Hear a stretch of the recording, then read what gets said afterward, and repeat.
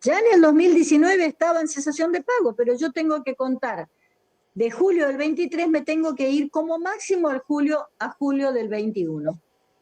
Y voy a tener los 2 años de sospecha, a pesar de que en el 2019 ya estaba en cesación de pago ese sujeto. ¿Se dan Y cuenta la una, diferencia entre un instituto y otro instituto? y ¿Sí? una consulta, por ejemplo, un hecho de disposición, digamos, que haya efectuado el deudor, que sea anterior digamos, al periodo de sospecha, como forma de ocultamiento, digamos, ya está, digamos, en cesación de pago. Y hace algún hecho de disposición como para, digamos, ocultar sus bienes, pero ese hecho, digamos, está fuera del periodo de sospecha. Entonces ese hecho digamos, no se puede hacer nada, digamos. Exactamente. ¿Por qué? Hablemos ahora del periodo de sospecha. El periodo de sospecha es, como su nombre lo dice, un periodo donde ponemos una lupa sobre la actividad del deudor. ¿Qué hizo el deudor desde el punto de vista patrimonial, se entiende? Y ustedes van a decir, pero ¿y por qué 2 años? Y porque 2 años se entendió para el legislador, que es el que hace la ley, ¿no es cierto? Se entendió que era un plazo razonable, porque estamos mirando para atrás lo que hizo antes el deudor. ¿Qué, Martín? No, no, nada, profesora. Bien. ¿Por qué 2 años? Porque es un plazo razonable, les decía, para analizar la actividad del deudor, es decir, cuáles fueron los hechos que ejecutó que puedan resultar perjudicial a los acreedores, que generalmente estamos hablando de hechos de enajenación, ¿no es cierto? O donde se afectó su activo y por ende perjudica a los acreedores, porque ese activo ya no está disponible para los acreedores para afrontar en el estado de insolvencia que ahora se encuentra. Entonces, está bien 2 años, como en ese momento el legislador dijo, es razonable 2 años, porque no podríamos empezar a hurgar, digamos, 5 años para atrás qué hizo el deudor con su patrimonio, ¿no es cierto? Interesan los últimos 2 años. Por supuesto que esos 2 años, si vamos de la sentencia de quiebra para atrás, tiene que haber cesación de pago. Si la cesación de pago se ubica antes de los 2 años, y vamos a tener un periodo de sospecha más breve. Entonces, ahí está la importancia de determinar correctamente el inicio de ese estado. Porque, por supuesto que por lo general, el deudor quiere tener un periodo de sospecha breve y estaría feliz que digan, mira, se inició 6 meses antes de la quiebra, porque solamente esos 6 meses van a quedar bajo la lupa. Y justamente a lo mejor un año antes de la quiebra, ya hizo un zafarrancho con sus bienes.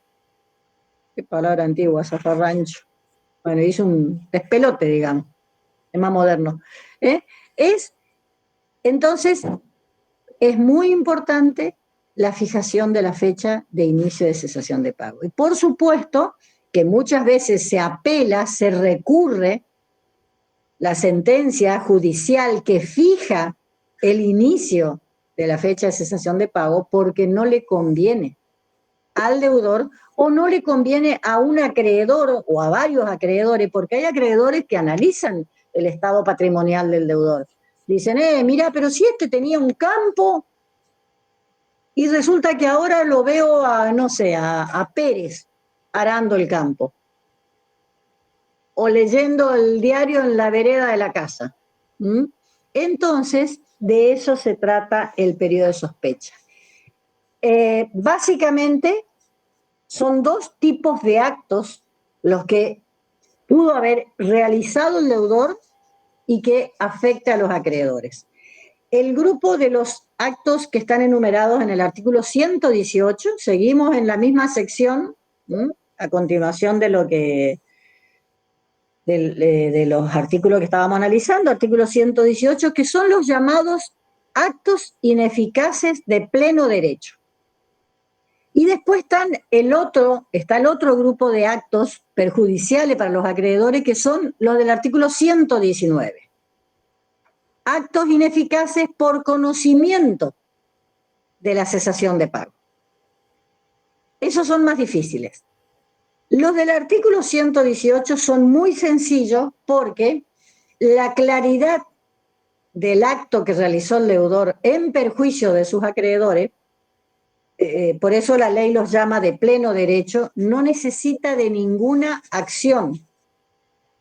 Es decir, cuando digo de ninguna acción no significa ni que el síndico inicie una acción, ni que un acreedor inicie una acción para que el juez lo declare. El juez advierte de la existencia de un acto ineficaz, de estos enumerados en el artículo 118, y simplemente dicta una sentencia declarando la ineficacia. Por supuesto, el juez no va a inventar el acto, ni va a dictar una sentencia si no tiene una prueba. Y entonces a veces lo que generalmente ocurre en la práctica es que el síndico viene con ¿vieron la planchuela del registro de la propiedad inmueble? Donde si se trata de bienes registrables, bienes inmuebles registrables, donde se ve claramente la transferencia del bien a otro sujeto, y como es un cálculo de fechas nada más, si entra dentro del periodo de sospecha, listo. Se dicta la sentencia de ineficacia. Esa es la llamada sentencia de ineficacia. A ver, ¿cuáles son esos actos? El primer caso es el más común. Fíjense que dice, como hablábamos recién, que tenemos que leer completo el artículo. Artículo 118, actos ineficaces de pleno derecho. Como les decía recién, el título del artículo nos da, el contexto nos da una aproximación de qué trata esa norma. Actos ineficaces de pleno derecho.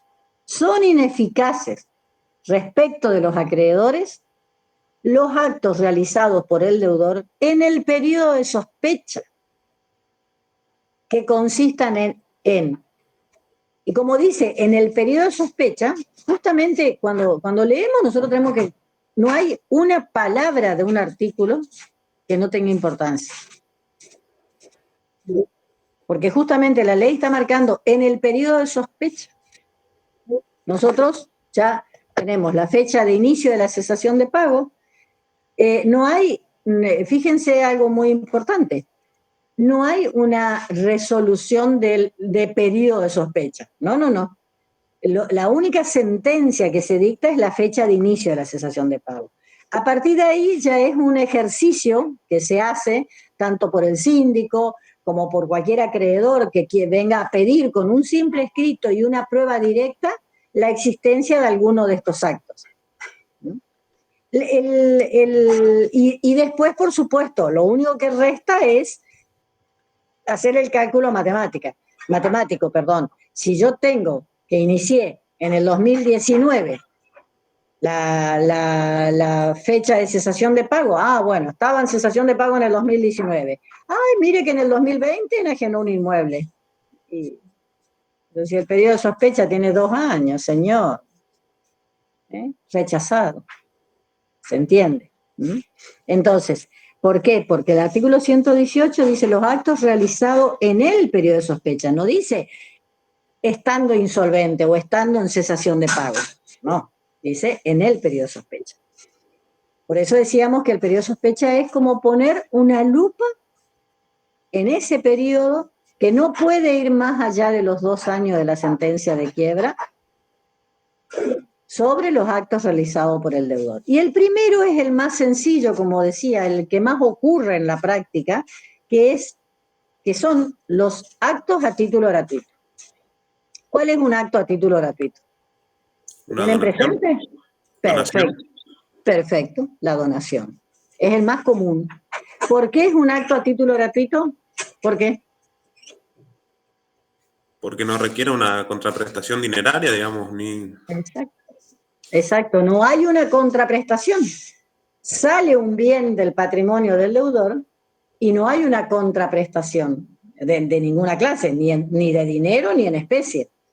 Es el acto más típico. ¿Escucharon hablar de ustedes del que dona dona a sus hijos, dona al cuñado, le dona al amigo.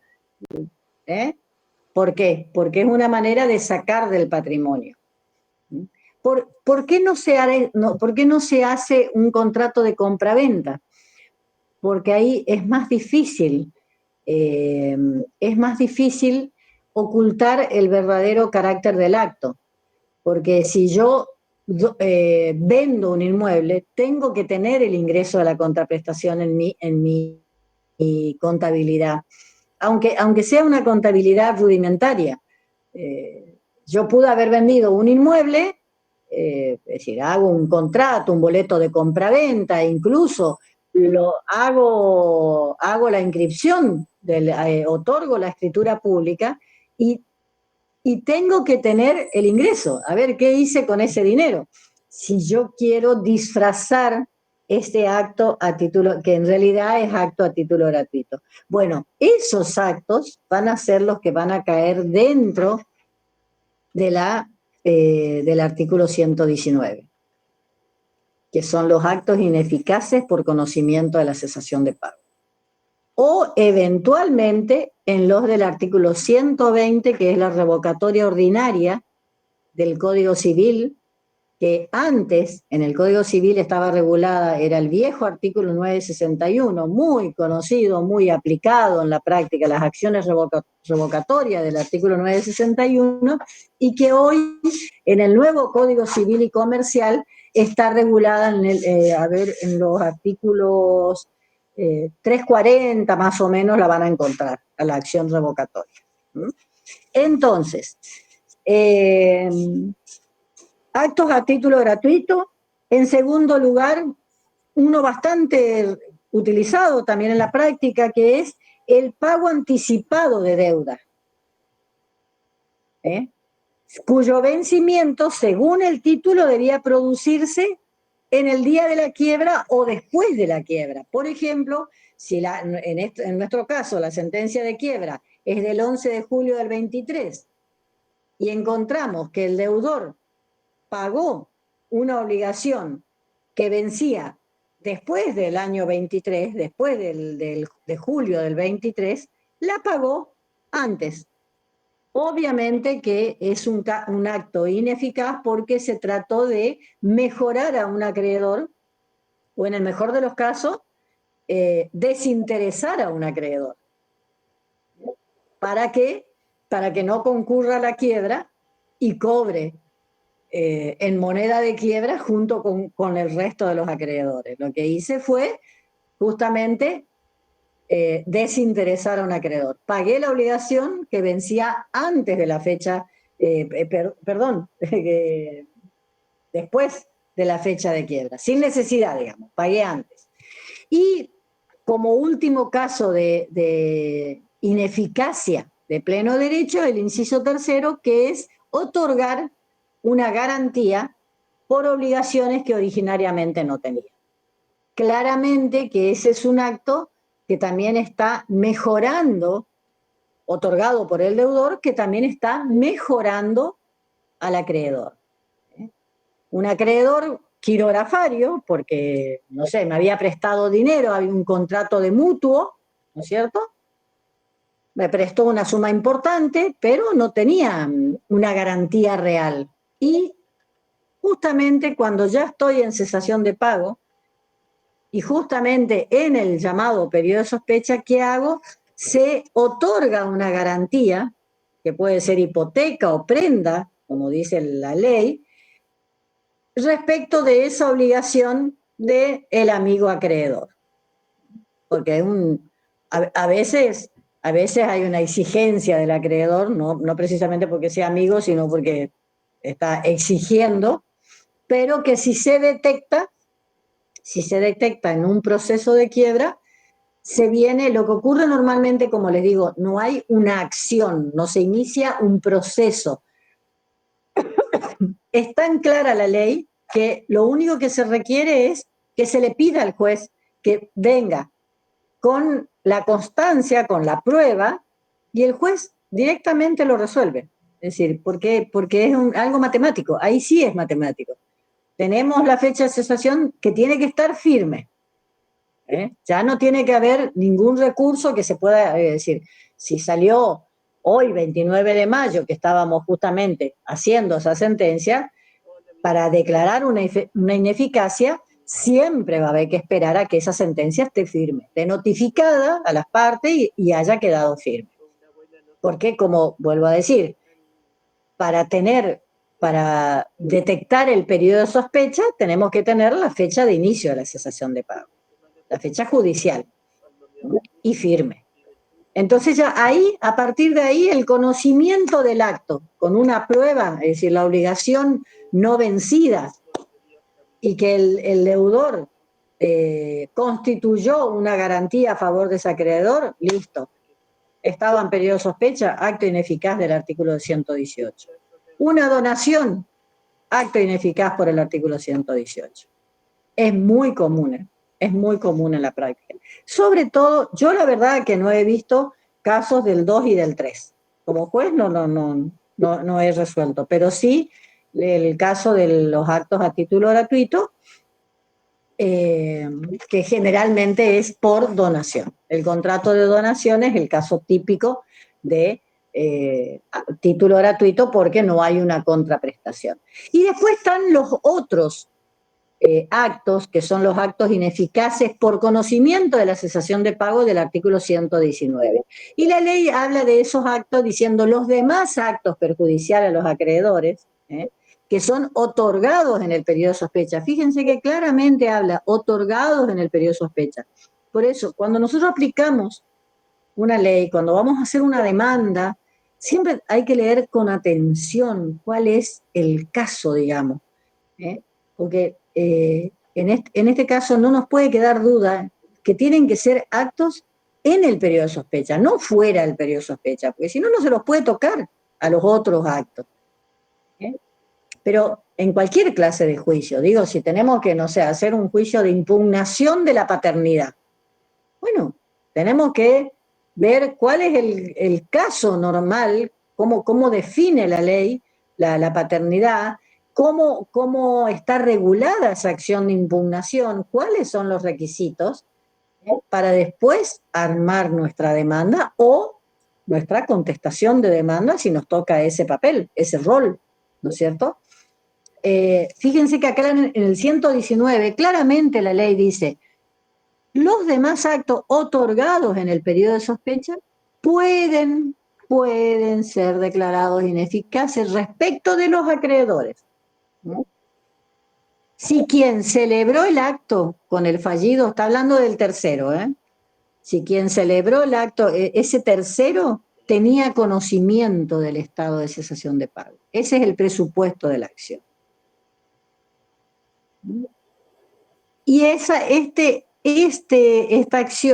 declaración, se debe reclamar por acción que se deduce ante el juez de la quiebra y tramita por vía ordinaria. Bueno, acá en la provincia del Chaco ya no hay más proceso ordinario, así que va a ser el proceso sumario, que es el más amplio que tenemos, salvo que por acuerdo de parte se haga por incidente. Eso nunca ocurre. Ahora, ¿quién ejerce esta acción? El síndico. Pero ojo, esta ley que estamos estudiando le agregó el requisito de que el síndico tiene que tener autorización previa de la mayoría simple del capital quirografario verificado y declarado admisible. Y cuando esta ley salió, porque este requisito no estaba en la ley anterior, los autores de derecho concursal hablaban de que esto es una vaina vacía. A ver, así se dice así, una vaina vacía. ¿Por qué? Porque puede estar a la vista el acto ineficaz por conocimiento que tenga el tercero de la cesación de pago del que celebró el acto, pero el síndico, para poder iniciar la acción, tiene que ser autorizado por los acreedores. Entonces es como que le ataron las manos al síndico, digamos. Y los acreedores, eso es lo que ocurre en la práctica. Yo he tenido muchas audiencias donde vinieron los acreedores no quieren porque dicen que tienen miedo a que se pierda la acción, por supuesto, que si el síndico pierde la acción, inicia la demanda y no logra acreditar ese conocimiento del estado de cesación de pago por el tercero, pierde la acción y el concurso tiene que pagar las costas. Entonces los acreedores y otros acreedores por conveniencia propia, ¿no es cierto?,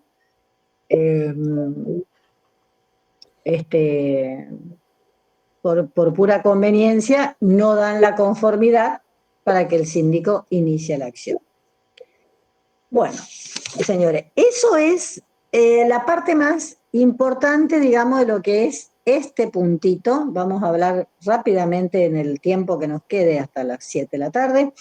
En realidad no sé cuándo se corta esto, si 7 o 7:30. No recuerdo.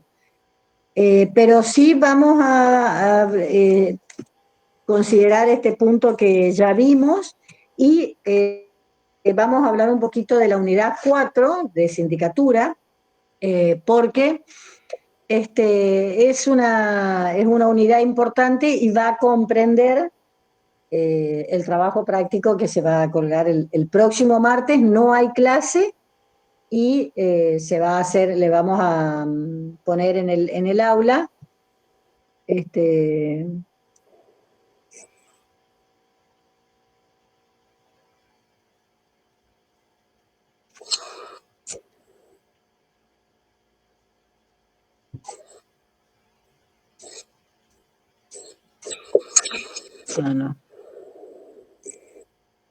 estaba mirando mensajes porque eran alumnas, pero pensaba que no había podido ingresar, pero no, son de otro curso.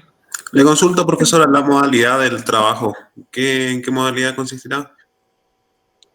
Con múltiple choice, generalmente se da un caso, así como estábamos comentando por ejemplo, determinados sujetos, determinadas fechas, y en base a eso se hacen consignas. Se da como un caso para lectura y análisis, y de ahí se desprenden algunas consignas, ¿no es cierto?, donde se contesta múltiple choice o verdadero o falso o emparejamiento, ¿no es cierto?, de modo que se nos permita corregir automático. Por sistema, perfecto. Por sistema, exacto, por sistema, porque si no, generalmente son cursos numerosos y además que la respuesta de ese tipo es más objetiva, digamos, y no evaluar una respuesta escrita, que si no el examen tiene que ser oral directamente. Lo mismo pasa con los parciales, también son del mismo modo. Generalmente son con un caso, una descripción de una situación, y a partir de ahí consignas, qué sé yo, 10 consignas, y se pone todo se da en la indicación, se da arriba, se pone el puntaje que corresponde, etc. Profesora, buenas tardes, le consulto, ¿eso tiene un tiempo límite o va a quedar varios días? Sí. No. Se cuelga en el aula y se cuelga generalmente a partir de, en el día se cuelga a la mañana, y tienen, no sé si son media hora, o depende de la extensión del trabajo, o 15 minutos o media hora, depende de la extensión. Una vez que entran, está solamente por 24 horas, solamente por el día martes, por ejemplo. Y a partir de que ingresa el alumno, se le da el tiempo, con esa única posibilidad de ingreso, de ingresar, empezar y terminar. ¿Sí? Después ya no permite más ingreso. Gracias. Bueno, para el tema de los funcionarios del concurso, que es la unidad 4, rápidamente vamos a hablar de ese tema. Tenemos que ir al artículo 253 de la ley, bueno, en realidad al 251. Siempre digo el 253 porque es el que se refiere directamente a sindicatura. Pero a partir del artículo 251, este capítulo que habla de los funcionarios y empleados de los concursos, en ese primer artículo del 251 hace una enunciación. ¿Cuáles son los funcionarios del concurso? El síndico, el coadministrador. El coadministrador tiene que ver con el caso de continuación de la empresa, de continuación de la empresa en la quiebra, ¿sí? Y los controladores del cumplimiento del acuerdo preventivo y de la liquidación en la quiebra. Esos son los funcionarios. Fíjense que nombran en primer lugar al síndico, a los coadministradores que suelen actuar en un caso específico en el proceso de quiebra que es de continuación de la empresa, que ya vamos a ver de qué se trata, y los controladores del cumplimiento del acuerdo o controladores de la liquidación en la quiebra. Y ya vamos a ver también quiénes son. Acá el caso, por caso, el funcionario más importante del concurso y que no puede faltar y que no falta nunca es el síndico. ¿Por qué? Recuerden que cuando nosotros en la unidad 1 vimos los principios generales de estos procesos, habíamos enumerado, ¿se acuerdan? Los principios básicos de la ejecución colectiva, creo que así está en el programa, en la unidad 1. ¿Cuáles son esos principios básicos? Habíamos hablado de la universalidad, colectividad, igualdad de los acreedores, unicidad, porque dijimos que es un solo proceso, porque hay un solo patrimonio, entonces un único proceso. Y ese otro de los principios básicos era sindicatura. ¿Por qué? Porque la sindicatura es única en esta clase de proceso. Es propia de esta clase de proceso, ¿sí? No hay quiebra ni concurso preventivo sin síndico. Entonces, la pregunta es, ¿quién puede ser síndico? Bueno, para responder a la pregunta, vamos al artículo 253. ¿Quiénes pueden ser síndicos? En la ley presente, recuerden que esta ley es de 1995, sancionada en 1995, pueden ser síndicos concursales. Hablemos de síndicos concursales. Esto quiere decir síndicos de estos procesos concursales, sean preventivo o liquidativo. Porque por oposición, ¿qué otros síndicos conocen ustedes?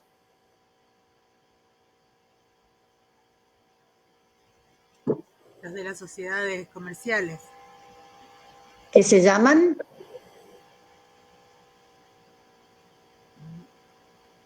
¿Qué se llaman síndicos?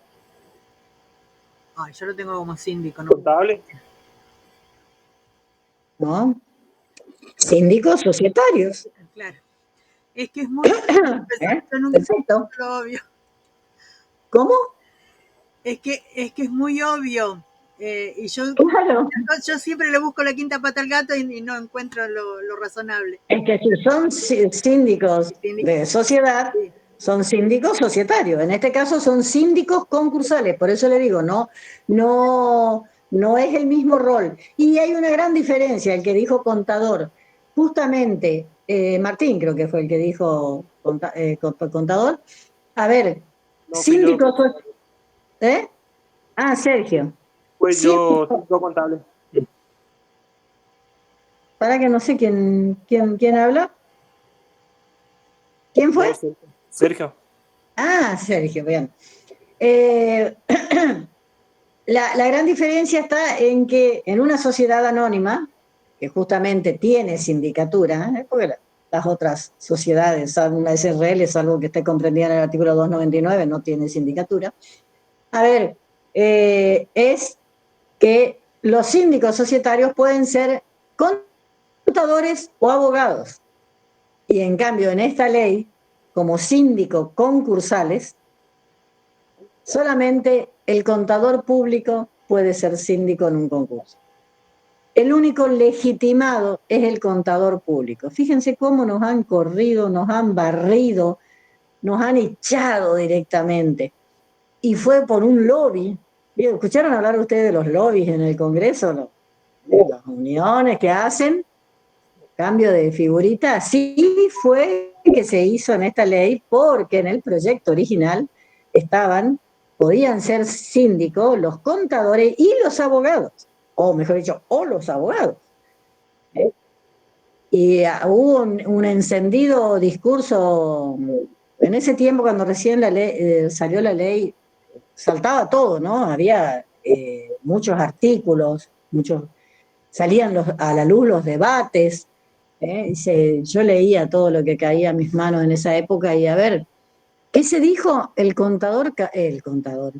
senador Cafiero, que muy típico de los congresistas nuestros, ¿no? Un día dijo, defendía a capa y espada que los síndicos debían ser contadores y abogados, y al otro día del debate dijo, solamente los contadores pueden ser síndicos, y defendía desde su banca que solamente los contadores eran los que estaban legitimados para ser síndicos. ¿Qué pasó? Hubo un gran lobby para conseguir la sanción de la ley en este aspecto. De los consejos profesionales, muy bueno, ganaron. La verdad que es una picardía porque, como decía hoy, yo creo que el contador público está muy bien formado, conozco bastante el plan de estudio del contador, pero por supuesto no es abogado, es como nosotros que podemos tener algún conocimiento de contabilidad, el mío es muy escaso, a pesar de que siempre intenté, y en el juzgado tenía una contadora con la que discutíamos más lo que peleábamos que lo que trabajábamos, porque son cabezas distintas y hay muchos aspectos, es cierto que hay muchos aspectos de la ley que se necesita de las ciencias contables, se necesita, pero es una ley. Entonces, todo lo que sea procedimiento y contrato, el que está capacitado es el abogado. Yo les explico, la quiebra o el concurso, no tanto el concurso, que el concurso es como un cuentito, digamos, A, B, C, D, E, F. La quiebra es otra clase de proceso y depende de la actividad del deudor. No es lo mismo la quiebra de una zapatería que la quiebra de un frigorífico, que tenemos que empezar a hablar de la cuota Hilton, de la cuota que se puede exportar o importar de carne. No es lo mismo que la quiebra de una cerealera, que tenemos que estudiar toda clase de contratos que se hacen para comercializar el cereal y para recibir, y ni hablemos de exportar, o la quiebra de un policía o la quiebra de un club de fútbol.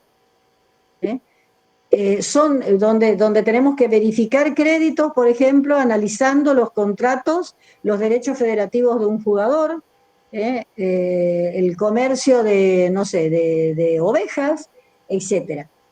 Todo ese bagaje de conocimiento indudablemente lo tiene el abogado. Entonces, la verdad es que es una oportunidad perdida de que el abogado no pueda ser síndico en esta clase de procesos. Pero bueno, así salió la ley. Solamente está legitimado el contador público. ¿Cuál es la exigencia? 5 años de antigüedad en la matrícula. No el contador recién recibido, sino 5 años de antigüedad en la matrícula. Bien, eso también es una novedad porque en la ley anterior había sindicatura de abogados. Esta ley fue la que limitó a los contadores. Síndico, contador público, 5 años de antigüedad en la matrícula. Hay 2 categorías de síndico, ¿sí? 2 categorías de síndico. Categoría A y categoría B. Esto es una novedad de la ley. Todo esto que estoy diciendo está artículo 253. No tiene ninguna complejidad, le estoy haciendo un pequeño resumen. Ustedes, yo les recomendaría, vamos a estar hasta que, bueno, se esté por cortar esta llamada, pero para estudiar, como a lo mejor lo más probable es que no nos alcance el tiempo, les recomiendo ir, no sé cómo estudian ustedes, pero está bueno cuando uno va leyendo un artículo y va haciendo como una especie de sinopsis, un cuadro o mapa conceptual, como le llaman ahora, yo le llamaba cuadro sinóptico, con las flechitas, ¿no es cierto?, con lo necesario. Contador, 5 años de antigüedad, fíjense en la matrícula, ¿no? Que les digo que hay 2 categorías de síndico, categoría A y categoría B. La categoría A comprende los estudios contables. El estudio contable no lo dice la ley, pero se entiende que tiene que estar formado no por un contador, una persona física, sino por 2 o más contadores, ¿sí? Y la categoría, bueno, el otro requisito en el caso de tratarse de un estudio es que la mayoría de sus integrantes, porque fíjense que la ley, si bien no dice que sean 2 o más, sí dice que la mayoría de sus integrantes, lo que quiere decir que la ley exige pluralidad. Ya les voy a contar qué pasaba en la práctica con todas estas disposiciones novedosas que contenía esta ley allá en el año 2000 en su aplicación. El dolor de cabeza que le trajo a muchos. La mayoría de los integrantes, en plural, debían reunir esa condición de los 5 años de antigüedad en la matrícula. Entonces, supongamos, un estudio contable de 5 integrantes, se entiende claramente que 3, por lo menos, deben tener más de 5 años de antigüedad en la matrícula, ¿sí? Aunque los otros 2 sean, por ejemplo, noveles, ¿cierto? Recién egresados. Bien. Esa es la categoría A, estudio de contadores. Y la categoría B es la categoría del profesional independiente. Es el contador solito, Juan Pérez, que se anota como síndico. ¿Cómo hago para ser síndico? La lista de síndico, el llamado a ser síndico se da cada 4 años. Cada 4 años hay un llamado de la Cámara de Apelaciones Civil y Comercial del Poder Judicial. Ustedes no sé si conocen la organización de la justicia, pero tenemos juzgado de primera instancia, que es el juez competente que entienden uno de los jueces que entienden este tipo de procesos, juzgado de primera instancia, cámaras de apelaciones y por sobre la Cámara de Apelaciones del Superior Tribunal de Justicia, órgano máximo del Poder Judicial en cada provincia. Tribunales de primera instancia, tribunales de segunda instancia, Superior Tribunal de Justicia. ¿Se entiende? Y en la Nación están, del mismo modo, juzgados de primera instancia, cámaras de la segunda instancia y Corte Suprema de Justicia de la Nación como autoridad superior, la CJS, Corte Suprema de Justicia de la Nación, órgano supremo del Poder Judicial de la Nación. Bueno, eso lo habrán visto en Constitucional, me imagino. Estamos refrescando nada más. Bien. Decíamos de este artículo, cada 4 años la Cámara de Apelaciones quiere o ordena, de acuerdo a la ley, formar las listas de síndicos, ¿sí? Entonces hay un llamado, una publicidad a que se presenten los interesados, nuevos o que ya hayan estado desempeñándose como síndicos. Igual, cada 4 años se renuevan las listas. Entonces los profesionales más jóvenes permite el ingreso de esos profesionales nuevos, digamos. Entonces, pero no es que van a la Cámara de Apelaciones, no, van al Consejo Profesional de Ciencias Económicas. El Consejo Profesional de Ciencias Económicas, que cada provincia lo tiene, como son síndicos solamente los contadores, entonces se presentan en el Consejo Profesional de Ciencia Económica, tienen un formulario para llenar, que pueden retirarlo, lo llenan según quieren inscribirse como síndico A o como síndico B, y deben presentar una copia de su currículum vitae, ¿no es cierto? El título, obviamente el título universitario, ¿no es cierto?, de donde se desprende si cumple el requisito de los 5 años de antigüedad en la matrícula, la constancia también de inscripción en la matrícula, que la tienen los consejos profesionales, y luego, y todos sus antecedentes, pueden ser antecedentes profesionales, laborales, porque han trabajado, han sido, no sé, síndicos societarios, por ejemplo, porque han sido síndicos de un banco, profesionales, porque ha tenido un estudio abierto a la comunidad durante más de 10 años, antecedentes académicos, porque pueden ser profesores en una facultad, también antecedentes como síndico, porque ya han desempeñado la sindicatura concursal en este proceso, en este otro, acompañan constancias, también pueden acompañar constancia de que no han recibido sanciones como funcionarios concursales, también pueden acompañar constancia de estudio de posgrado, porque hay un posgrado de sindicatura concursal muy interesante, se ha dictado acá en la UNE 2 veces, yo he sido profesora en las 2 ocasiones, en la primera y en la segunda vez, para contadores, es decir, estudio de posgrado. Uno tiene el título de grado, que es el título al que están queriendo acceder ustedes, de contador o de abogado, ¿no es cierto? Y el estudio de posgrado es precisamente eso, de un grado superior. En este caso de sindicatura concursal. Es muy, muy lindo, son 2 años para cursar ese posgrado. Por supuesto que eso da puntaje, ¿no es cierto? Entonces, ¿qué hace el Consejo Profesional de Ciencias Económicas? Da un plazo, en el llamado a inscribirse, da un plazo para recibir las solicitudes, esos formularios, los recibe acompañado de los currículum vitae, y el Consejo Profesional no resuelve nada. Eleva todo eso a la Cámara de Apelaciones. La Cámara de Apelaciones Civil y Comercial, aclaro civil y comercial porque en la justicia también tenemos cámaras del crimen, que son ámbito penal. En este caso es civil y comercial. Hay una secretaría administrativa que está dedicada a eso. Se analiza de que cada carpeta, cada postulante cumpla el requisito objetivo que pide la ley, que son los 5 años de antigüedad en la matrícula, y va poniendo donde corresponde a estos postulantes. Los que se presentaron como estudio contable, que se supone que tienen que ser, por ejemplo, Juan y Pedro forman un estudio contable, no se pueden inscribir Juan y Pedro a la vez como profesional independiente, como categoría B. Van a ir a la categoría A todos los que forman un estudio contable y van a ir a la categoría B todos los que se anotan solitario, digamos, individual. ¿Sí?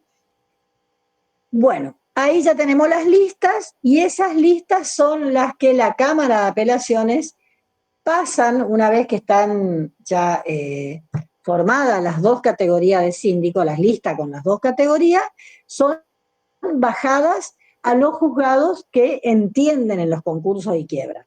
Acá, yo no sé si les comenté, hay 2, acá digo yo en Resistencia Chaco, hay 2 juzgados con competencia exclusiva en materia de quiebras, de concursos y quiebras, el juzgado 10 y el juzgado 23. En Corrientes creo que tienen 1, me parece. Tenemos provincias como Córdoba que tienen 13 o 15 juzgados con competencia en sociedades y en quiebras. Mendoza también tiene juzgados con competencia exclusiva en materia de concursos. También, por ejemplo, en el orden nacional, los juzgados en Buenos Aires, por ejemplo, no tienen justicia especializada en materia de quiebras. Los juzgados tienen doble competencia civil y comercial, y ahí cualquiera de esos juzgados puede entender en materia de concursos. Pero bueno, eso es una cuestión de jurisdicciones. ¿Por qué 2 sindicaturas? Porque justamente la designación, eso es para tener la lista. Esas listas son bajadas, como les decía, a los juzgados con competencia en quiebra, con estas características que le comentaba recién, y el juez competente en el concurso o en la quiebra de que se trate, porque hay una lista que actúa una lista para concursos y una lista para quiebras.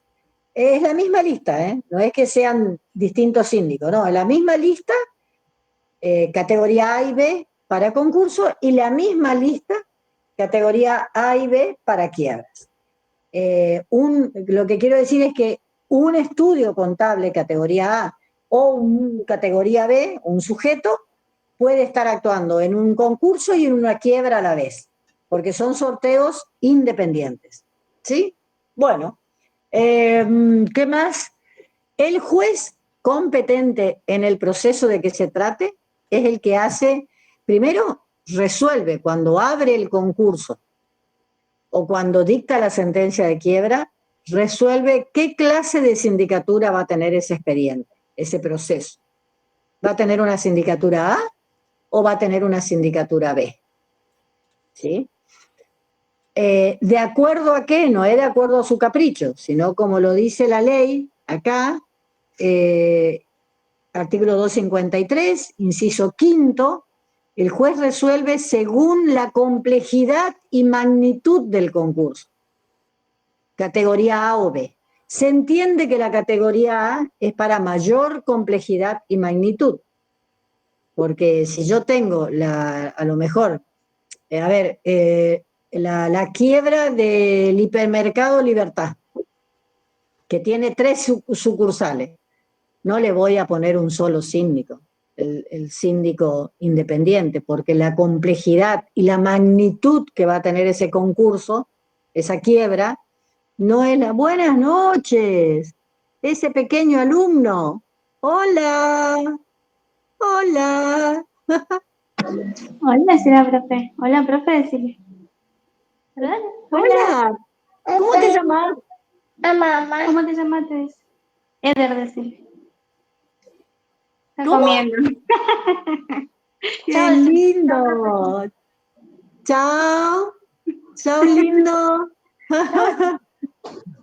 Parece que ya te está llamando. Sí. Te debe estar llamando. Bueno, entonces nosotros decimos, de acuerdo a la magnitud, cuando hablo de magnitud hablamos de cantidad de acreedores, de un activo muy importante, ¿no es cierto? Entonces vamos a definir ese proceso con una sindicatura categoría A, que es un estudio, que se supone que es una mayor estructura para llevar adelante ese proceso.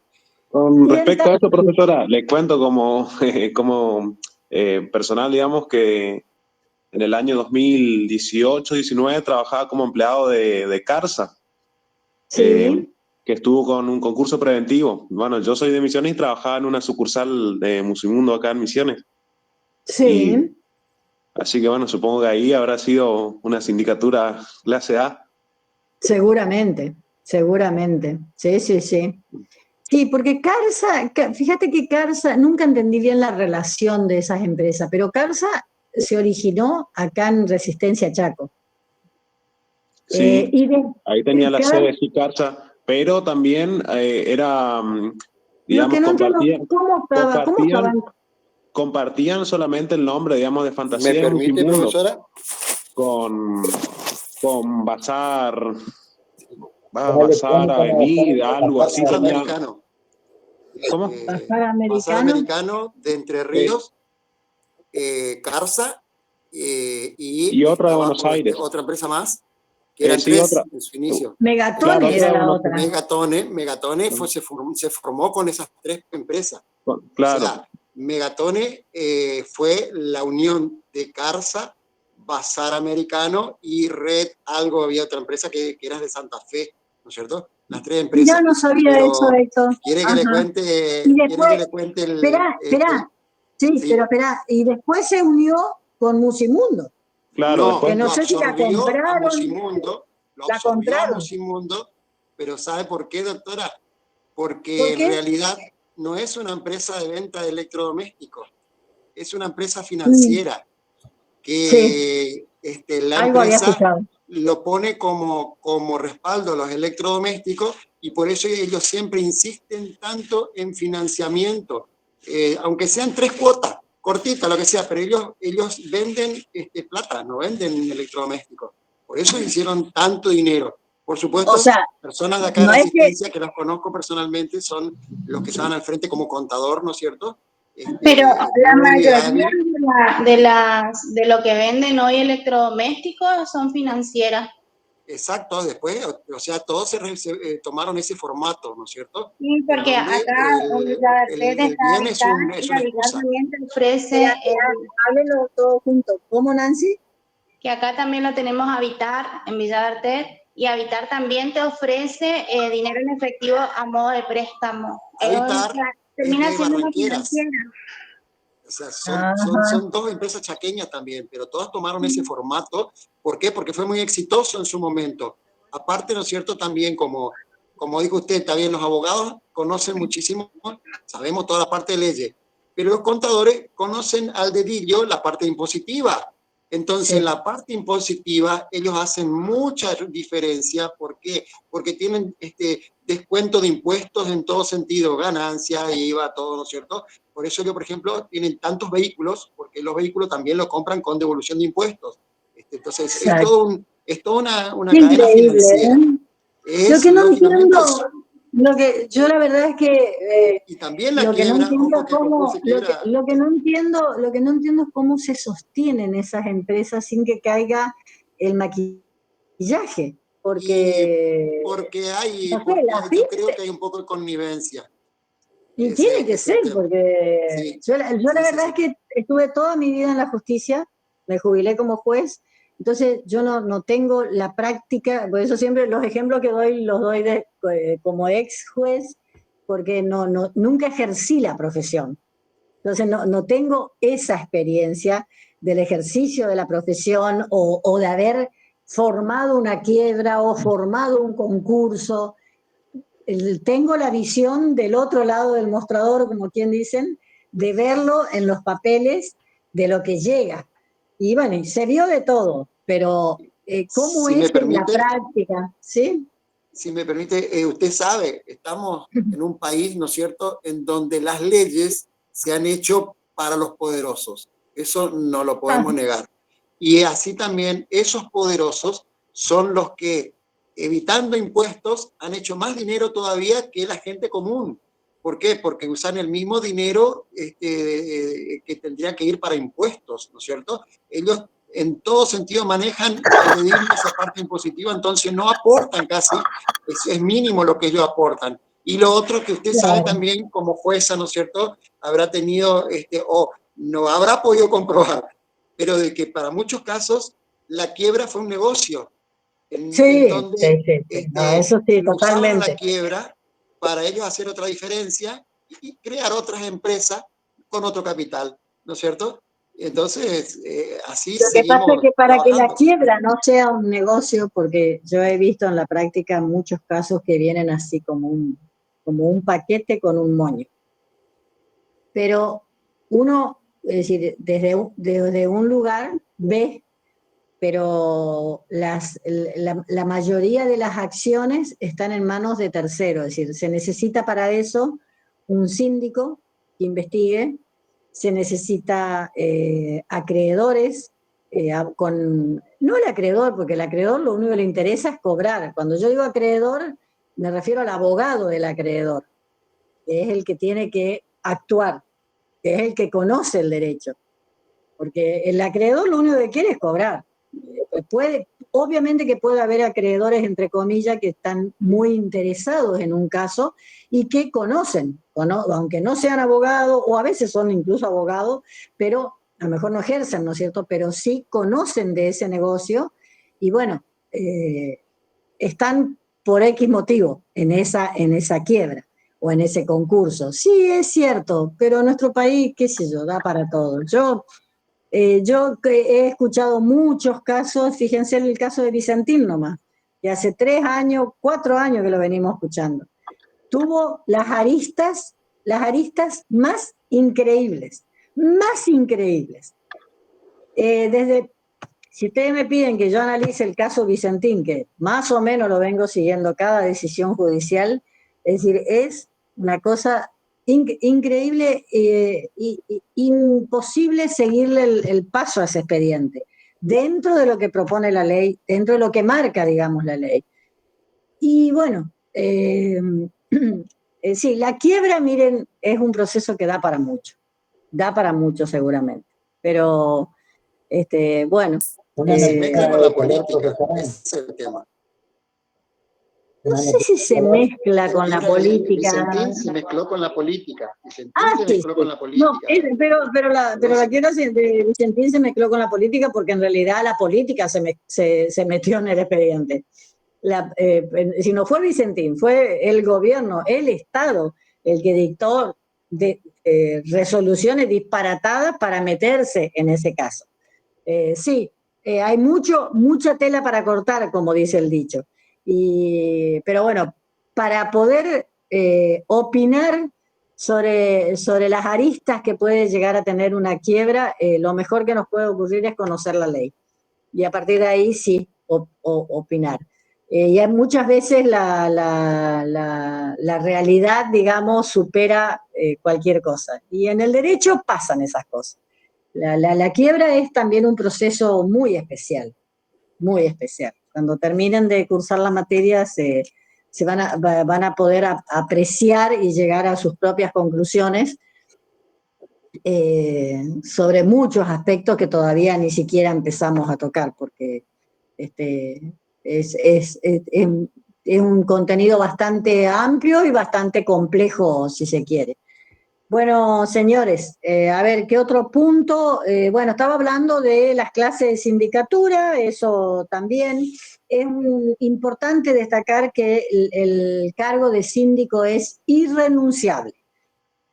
Esto quiere decir que el contador, ¿por qué? Porque primero que cuando hablamos de funcionarios, acá como dice el artículo 251, por favor, no equiparen a funcionario público, de ningún modo. La ley utilizó esa denominación como funcionario, pero no tiene nada que ver con un funcionario público. Un funcionario público es un ministro, un secretario del Poder Ejecutivo, pero el síndico de un concurso no es funcionario público y así lo declaró la Corte Suprema de Justicia de la Nación, porque se había discutido mucho además. ¿Cuál es la importancia de esto? Que el Estado, ustedes saben que yo ahora no recuerdo el número de artículo con del Código Civil y Comercial. Me quedé todavía con los números del Código Civil de Vélez Sarsfield, que serían el artículo 1113 y el 1109, que es la famosa culpa y la acción de responsabilidad del 1113. El Estado responde por los actos de los funcionarios públicos, pero el síndico no es un funcionario público. Y así lo declaró la Corte Suprema de Justicia en el famoso caso, esperen, que tan famoso que es que se me olvidó el nombre. Esperen, ya les voy a... La verdad que no sé si lo tengo a mano. Ay, se me chispoteó, se me chispoteó.